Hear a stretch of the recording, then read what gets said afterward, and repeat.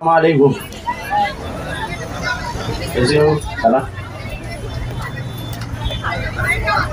आज सभी शमीम भाई, शानू पठान, बबलू सिन्हा, हमारा जावेद मेडिकल, गुड्डू खालू, जफर ममानी, नेहा, मरजान मलिक, इम्तियाज उर्दू, इब्राहिम राउत, सोहेल लोगड़े, रेहान तितलवाला, हमारे गुंजन सेठ, रफीमुल्ला, रिजवान शेख, शेख साहब, सभी मौजूद, नेहा, बाड़ा गोटे, सब यहाँ पे मौजूद है। बच्चों लोगों के लिए एक अच्छा कार्यक्रम शमीम भाई ने लिया। मैं आज हालांकि बर्थडे मना नहीं रहा हूँ, पर शमीम भाई ने बहुत ज़्यादा जिद पकड़ी कि नहीं, आपको आना होगा। मैंने कहा फूल शाल वगैरह में नहीं लूँगा। देश में जो घटनाएं घट रही है उससे अगर मेरे जैसे आदमी को दुख नहीं होगा तो फिर मैं जीने के लायक नहीं। जिस तरीके से मणिपुर में महिलाओं को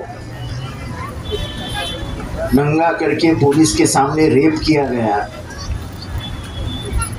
और आज तक उन आरोपियों को अरेस्ट नहीं किया जाता है, ये देश में नहीं चल सकता है। आज वो है, कल हमारी बहन होगी।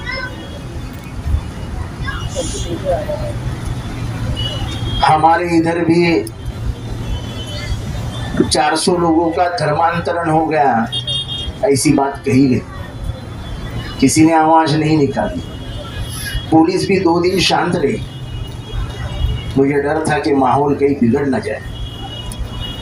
मैं पुलिस को लगातार इशारे दे रहा था कि भाई तुम सच्चाई बताओ। सच्चाई ये निकली कि एक भी धर्मांतरण नहीं हुआ था, लेकिन बोलने वाला कोई नहीं था। मुमला अनाथ सा महसूस कर रहा था। बच्चे डरे हुए थे, क्योंकि अगर उत्तर प्रदेश से पुलिस आके यहाँ पे बैठती और हम कुछ नहीं बोलते तो 40-50 बच्चों को वो लखनऊ इलाहाबाद लेके जाते और फिर न जाने क्या होता। परसों जो पालघर में हादसा हुआ वो तो बहुत गंदा और घिनौना हादसा था। ये हादसा हुआ उसके आधे घंटे के बाद मैंने बोला कि ये द्वेष की राजनीति अब जमीन पे आ चुकी है। एक हवलदार के हाथ में पिस्तौल है, मशीन गन है। वो पहले आधा घंटा अपने अफसर से बहस करता है। मैं आप लोगों से पूछना चाहता हूँ, एक पागल आदमी बहस कर सकता है क्या? जरा बोलिए ना, आप भी इंसान है, बोलिए। वो बहस करता है और बहस करने के बाद गोली मारता है, यानी सोच विचार के साथ उसने गोली मारी। फिर वो बंदूक लेके निकलता है और 4 कैबिन, आप तो रेलवे से गए होंगे, एक कंपार्टमेंट, दूसरा कंपार्टमेंट, तीसरा कंपार्टमेंट, ऐसा कंपार्टमेंट होता है। 4 कंपार्टमेंट, 6 कंपार्टमेंट में जाके उन्होंने 3 लोगों को मारा। वो 3 ही लोग दाढ़ी बनाए हुए थे। उसने शक्ल देख के लोगों को गोली मारी। ये कोई पागल आदमी कर सकता है? ये कोई पागल आदमी कर सकता है? और पुलिस तुरंत आधे घंटे में बोल रही थी कि वो पागल है। तो भाई वो पागल था तो तुमने उसको काम पे क्यों रखा? वो पागल था तो उसके हाथ में मशीन गन क्यों दी? और पागल आदमी चुन चुन के लोगों को नहीं मारता है। पागल आदमी मारता है तो एक बार ऐसा घुमा देता है, गोली की बौछार होती है और लोग मर जाते हैं। पर यहाँ पे उसने चुन चुन के लोगों को मारा, तो पागल हो सकता है? द्वेष की राजनीति का स्तर पर पहुंची है कि आप जान लीजिए।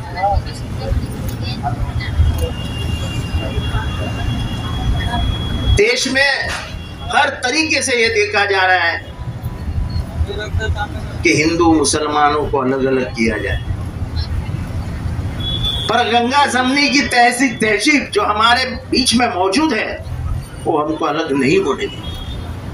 हमारा संविधान हमें अलग नहीं होने देगा। अब बेचने के लिए दुकान में कुछ सामान नहीं तो ये बेचने को निकाला है जो है द्वेष। मुझे खुशी है कि कल राहुल गांधी को न्याय मिला और एक आवाज अब लोकसभा पहुंची। ये सभी को ऐसा खत्म करना चाहते हैं। आपको मालूम है मेरे ऊपर भी कितने केसेस लगाए जा रहे हैं, उससे कोई डरता नहीं है। हम कांग्रेसी विचारों के लोग कभी जेल की सलाहों के पीछे जाने से डरते नहीं। हमारे बापजादाओं ने 12-12, 14-14 साल जेल में निकाले। पंडित जवाहरलाल नेहरू 11.5 साल जेल में बैठे थे। गांधी जी 7 साल जेल में बैठे थे। भगत सिंह ने तो उनको तो फांसी दी गई। डरते नहीं है। सिर्फ दुकान वाले बच्चों पर आएंगे। लेकिन अब वक्त आ गया है कि हमको कहीं ना कहीं मजबूत भूमिका लेनी पड़ेगी, जो कर्नाटक में मुसलमानों ने दी। कर्नाटक में जो जीत हासिल हुई उसमें कहीं ना कहीं अकलियतों का बड़ा, पर वहां का हिंदू भी कह रहा था कि देश का बंटवारा मत करो। लगातार वहां पे नारे लगाए जा रहे थे बजरंग बली की जय, लेकिन जिस जगह पे उन्होंने बजरंग बली की जय का नारा लगाया उसी जगह के हिंदुओं ने उनको हरा दिया। लोगों को ये जो हो रहा है, लोगों को नौकरियां नहीं है, पगार कम हो रहे हैं, दिन भर दिन महंगाई बढ़ती जा रही है। गैस कितना 1150, 1200 कितना है? 1150। टमाटर का क्या भाव है? 400, 200 रुपये किलो। तो खाली टमाटर सामने रखे और दाल खाने की, यानी टमाटर की खुशबू दाल में आ गई। क्या क्या अदरक कितना हो गया? 200 रुपया। अरे बाप रे। अभी मटन कितना हुआ है? मटन 700 रुपया। इलाई भाई कितना है? 700 रुपया। टोरेंट जब लाया था तब देवेंद्र फडणवीस सत्ता में था। अब एकनाथ शिंदे सत्ते में है।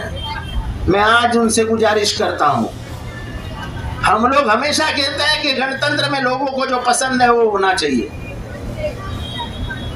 अगर टोरेंट हमारे मुमरा के लोगों को पसंद नहीं तो तुरंत एकनाथ शिंदे ने उसको कैंसिल कर देना चाहिए। क्योंकि जब लाया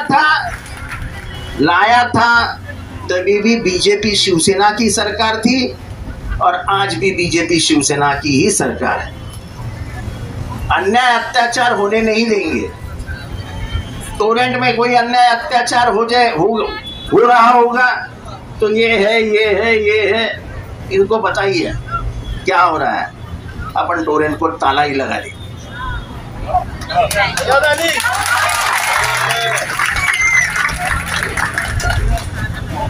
हम ना किसी को डरे हैं ना डरेंगे।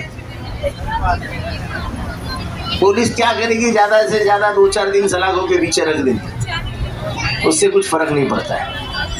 लेकिन लड़ाई जरूर लड़ेंगे, और खास करके ये लड़ाई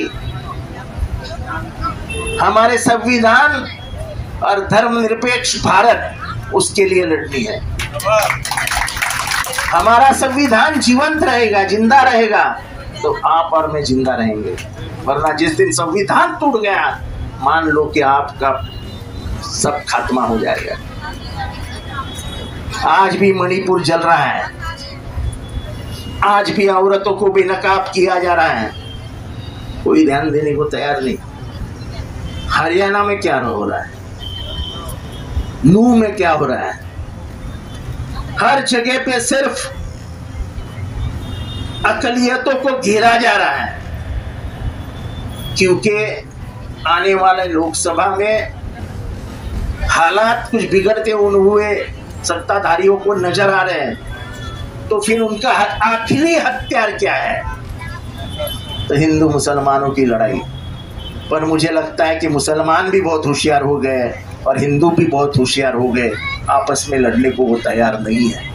वो जानते हैं कि सियासत और राजनीति के लिए हमारा इस्तेमाल हो रहा है। हमारे हाथ में तलवार देके बड़े नेता, तो तुमने सुना है कभी बड़े नेता का कोई बच्चा मरा हुआ? तो अपने बंगले में रहते हैं, झुग्गी झोपड़ी में रहने वाले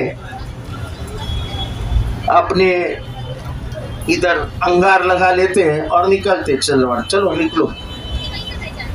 आने वाले दिनों में कभी भी ये सोचना मत, शांति और अमन उम्मत की ताकत और शान है।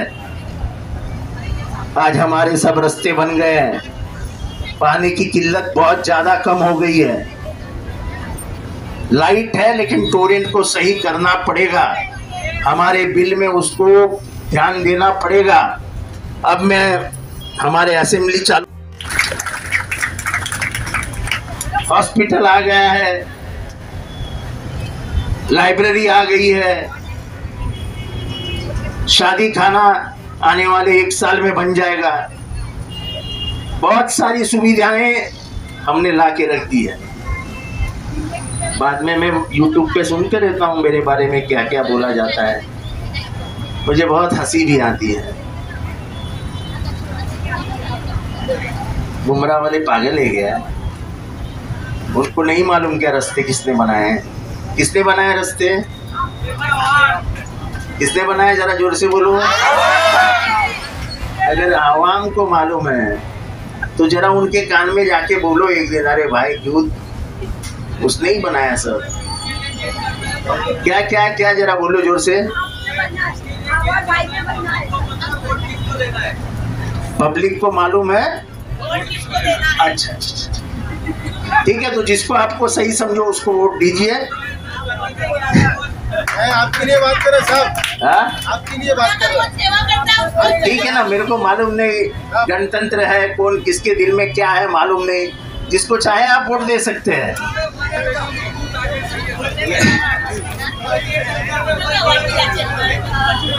नहीं चलो, नए नए लोग आए हैं, घूम रहे हैं गलियों में, चलो अच्छी बात है, कम से कम बुमराह की याद तो आई लोगों को घूमने। तो आपके दिल में क्या है वो आप कर देना, मैं आपका दिल नहीं जानता हूँ, लेकिन आपके दिल में जो होगा वो होगा।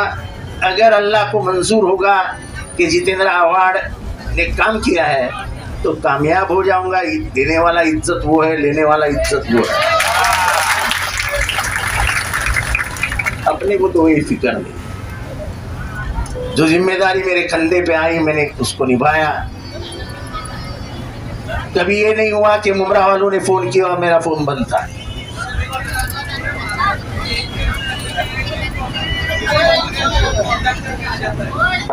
नहीं, मुझे दुख इस बात का है कि जब 400 धर्मांतरण की बात इधर हुई, किसी ने इसके बारे में बात की? जो जयपुर के ट्रेन का हादसा हुआ, किसी ने बात की? हर बात करता कौन है? और मुझे फख्र है कि किसी की हक की लड़ाई लड़ने के लिए मैं मेरे जिंदा रहने को भी, दूसरे का हक जान से बड़ा नहीं है। जान जाए लेकिन उसका हक नहीं जाना चाहिए। जिस तरीके से जयपुर ट्रेन में किया गया, ये हादसा इशारा है कि इस देश में अब ट्रेन से चलने के लिए भी मुसलमान डरने लगेंगे। और अगर ये माहौल सुधरा नहीं गया तो ये देश टूटने के कगार पे है। जो मणिपुर में हुआ, उसके बाद मेघालय के चीफ मिनिस्टर ने कहा कि तुम सुधर जाओ वरना हमको ये देश छोड़ना पड़ेगा। हमारे बापजादाओं ने ये देश एक रखा और एक रखने के लिए हमारे हाथ में दिया। अगर हम इस देश को एक नहीं रख सके तो उन्होंने अपनी जानें क्यों गंवाई। हमारे स्कूल के बच्चे यहाँ पे हैं म्यूनसिपाल्टी के, आने वाले दिनों में म्यूनसिपाल्टी के सभी टॉयलेट्स को रिपेयर किया जाएगा, सभी बिल्डिंगों को कलर किया जाएगा। जितना भी काम स्कूल में है सब स्कूल का काम कल परसों से शुरू हो जाएगा। एक नई स्कूल आपके हाथ में दी जाएगी। बाकी मुझे नहीं लगता है रास्ते कहीं पे बाकी है, कहीं बाकी है रास्ते। बाकी सब सुविधाएं तो है आपके पास, कुछ नहीं रहेगी तो इन लोग है करने के लिए और मैं बैठा ही। आपकी दुआओं में हमेशा याद रखना, अब आपकी दुआओं की ताकत ही मुझे आगे बढ़ाएगी। मैं इतना ही कहूँगा, दुआओं में नाम के साथ याद रखना। खुदा हाफिज। सवेरा न्यूज़ लाइक करें, सब्सक्राइब करें और बेल आइकन दबाना ना भूलें।